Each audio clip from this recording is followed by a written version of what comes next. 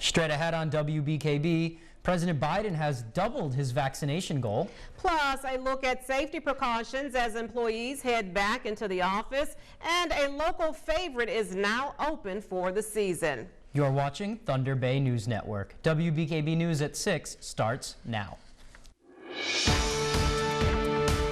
This is WBKB News at 6. An in-depth look at news, weather, and sports. From hard-hitting news stories to local events, we're there with coverage you can count on. You're watching WBKB News at 6. Good evening and thank you for joining us. I'm Tyler Cruz. And I'm Sherry Stewart. President Joe Biden held his first full press conference today, over 2 months after taking office. It was the longest period of questioning Biden has faced as president. Biden spoke on a field of topics, including immigration, border conditions, and the pandemic. The president has doubled his vaccination goal in his first 100 days, now expecting 200 million Americans to receive their shot by April 30th. We will, by my 100th day in office, have administered 200 million shots in people's arms. That's right, 200 million shots in 100 days. I know it's ambitious, twice our original goal. The president also criticized state-level Republicans for their attempts to pass laws restricting voting rights, with Michigan being one of those states. What I'm worried about is how un-American this whole initiative is. It's sick. It's sick.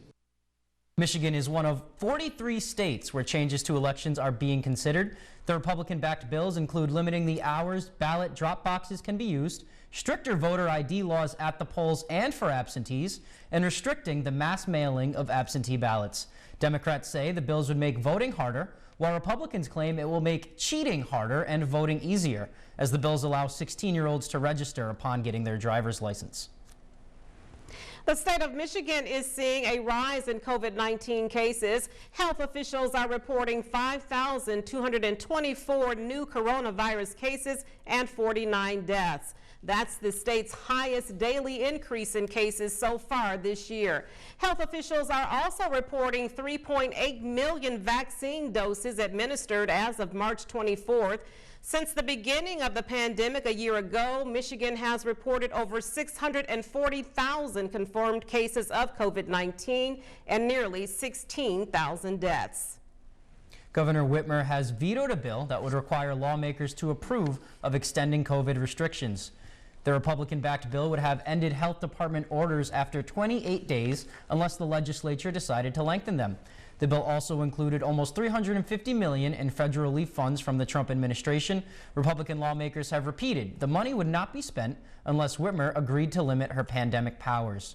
Whitmer said epidemics aren't limited to 28 days, so we should not limit our ability to respond. And here's meteorologist Ellie Morrison with a first check of the weather. Ellie, what's going on today? Tyler, we're seeing cloudy skies over the area, and then we have some messy weather that's going to be rolling in early tomorrow. So not much going on currently. Gray with a temperature of 41 degrees in Alpena, 37 degrees in Oscoda. What I'm watching is some moisture off to our south. This is all going to lift up towards the north, and it's going to interact with some colder air over our area, and that's what's going to lead to some wintry weather to start off on Friday. So we are dry through most of this evening. Late tonight, we'll have some rain showers moving in, but that'll change to a wintry mix in the pink and purple colors and eventually to snow. That's what you're seeing in blue. So this is 6 a.m. Friday, and a good portion of northeast Michigan will be seeing snow at the start of the day. So some wintry weather to contend with early Friday. That's going to create some slippery spots out on the roads. That moves out by the middle of the day on Friday. It gets drier for late day Friday into the first part of Saturday. That dry weather does not last very long, though. I'll let you know about any next chances of any showers and also when our temperatures are going to get warmer coming up later in the newscast. Thank you. Yeah, for sure. Thank you, Ellie. We'll see you in a bit. More vaccinations means back to work, with many employers preparing for the days ahead. The state of Michigan is helping in the process with a newly established return to office work group where business, labor, and public health experts provide recommendations. These recommendations will be used to help keep employers up to date on epidemic orders and standard safety practices. Employee workplaces had 275 COVID outbreaks in the last 6 months, which is why workplace safety remains a concern. Alpena's 26th Circuit Court Judge Ken Black has been named a Chief Justice. The state Supreme Court Administration Office made the announcement Wednesday. Black will replace Justice Benjamin Bolser, who's set to retire this spring. In this new role, Judge Black will oversee operations in the 26th Circuit and 88th District Courts, along with probate courts in Alpena and Montmorency counties. Judge Black will begin his new role April 1st. Congratulations to him. For sure. A local favorite has opened its doors for the season. WBKB's Tiffany Maddox tells us how a scoop can help make our day a bit brighter. They say life is always better with a few scoops of ice cream, especially now that one local Staples doors are open for the season. The doors are open and all the flavors are out as Scoops Downtown has officially begun its season this week. We love it. You know, we're all about the experience, and everyone's experience is usually positive with ice cream. Owner Aaron Bouza, who's owned Scoops for the last 5 years, says you are in for a treat as all 24 flavors return for the 2021 season. Superman is our #1 flavor. It's only made in Michigan, essentially, so a lot of people that grew up here that had to move away, they come back and they have that nostalgic feeling for it. It's very sugary, very popular. It's good with kids. 2020 was the year of change for many. We evolved as quickly as we could because we need to stay in business. So we did what we had to do to keep our ice cream flowing and to keep, my employees working. While the pandemic may have put a damper on operations last year, Bouza says the ice cream made life for some a little sweeter, and he hopes to do the same this year, too. Make sure to keep up to date with the hours on Downtown Scoops Facebook page. Reporting in downtown Alpena, Tiffany Maddox, WBKB News. Now that has me looking ahead to summer days. What's your favorite ice cream? I love Moose Tracks. I'm That's a cookie mine. dough kind of person. Moose Tracks and Cherry Garcia. Ooh. Yeah. There's more news ahead for you here on WBKB. Coming up, local health centers are also getting a stimulus, and meteorologist Ellie Morrison has your 7-day forecast next. Stay tuned. Off in the lower 20s, highs near 46 degrees. Briefly, much warmer on Tuesday with highs near 60 degrees. Wednesday, an early chance of showers and some cooler temperatures moving in, highs around 46 degrees. And then next Thursday, we're looking at highs in the upper 30s. Today's photo was sent in by Hannah Tremblay. A rainbow made a brief appearance after yesterday's showers seen just off of Worth Road in Alpena. Thank you, Hannah, for sending us this photo. And if you have a photo such as nature shots, pics with friends, or interesting sights you see that you would like to send us, email it along with a short description to news@wbkb11.com.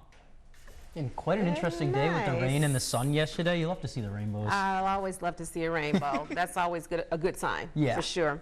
Well, coming up on WBKB News, how exercise can help dementia patients, and Jake Vanderbrook will have the latest in sports. Welcome back. A few local health centers are receiving some funding to help fight COVID-19. The American Rescue Plan is awarding over $130 million to community health centers in Michigan. Of that amount, Alcona Citizens for Health is receiving $4.8 million, and Thunder Bay Community Health Service in Hillman will receive $2.9 million. The funds can be used for vaccinations, testing, and treatment of COVID-19. The Health Resources and Services Administration will begin awarding these funds in April. And more health news, another reason to eat your veggies, and how exercise may be the best prescription for dementia patients. Michael George has a look at some of the day's top health stories. Exercise appears to be just as effective as drugs at treating depression in dementia patients. A report in the British Medical Journal found non-drug treatments like exercise or massage therapy worked just as well or even better than medications among dementia patients suffering from depression or loneliness. Patients planning elective surgery should get priority for the COVID vaccine. That's the recommendation from a new study funded by the National Institute for Health Research. Surgery patients are at a much higher risk of catching COVID, especially patients 70 and older. The study says vaccinating surgery patients could save more than 50,000 lives. And eating just 1 cup of green leafy vegetables a day could make a big difference to your health. A study published in the Journal of Nutrition finds that people who ate more nitrates from vegetables had significantly better muscle function. Poor muscle function is linked to greater risk of falls and is considered a key indicator of health. Those are some of the day's top health stories. Michael George, CBS News. Sports is coming up next, but first, Jake Vanderbrook is here with a preview. Jake, NBA trade deadline today. What do you got for us? Yes, Tyler, the Pistons made a trade hours before the NBA trade deadline. We'll have more on that. And tonight we're going to shift our focus up and on. Welcome back. Evanescence releases new music a decade in the making, and a runaway bunny stars in a new HBO Max special. Chris Martinez has your Eye on Entertainment. Tracy Ellis Ross narrates the classic story The Runaway Bunny in a new animated special on HBO Max. If you run after me, I'll become a little sailboat.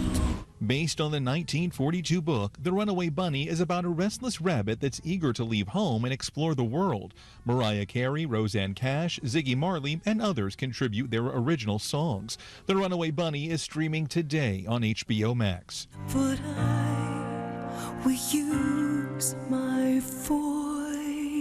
Evanescence is releasing The Bitter Truth, its first full-length album in a decade, tomorrow. More than anything, I feel like just a want for a human connection across distances with people we do and don't know. Singer Amy Lee and the band recorded the album during the pandemic.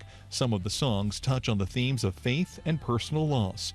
A companion behind-the-scenes documentary, Evanescence Embracing the Bitter Truth, is available Friday on Amazon. And Sotheby's is holding its first major art auction of the year in London today. The Modern Renaissance auction spans 500 years of art and features work by Edvard Munch, Pablo Picasso, Banksy, and others. Munch's Embrace on the Beach is expected to fetch up to $17 million, while a Banksy work that's a parody of Demi Moore's famous 1991 Vanity Fair magazine cover is expected to sell for up to $4 million.